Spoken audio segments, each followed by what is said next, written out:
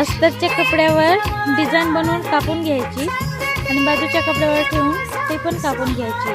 आता बाजूच्या कपड्यावर ठेवून शिवून घ्या आणि फेविक्विक लावून एक्स्ट्रा पार्ट कापून टाका।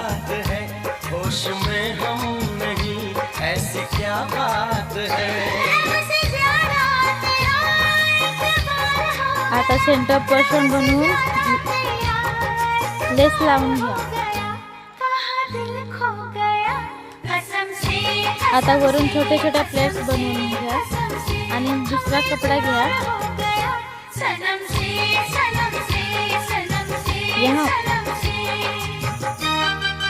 त्याचे त्रिकोण बनवून बाजूच्या कपड्यावर ठेवून शिवून घ्या आणि आता मणी लावून घ्या।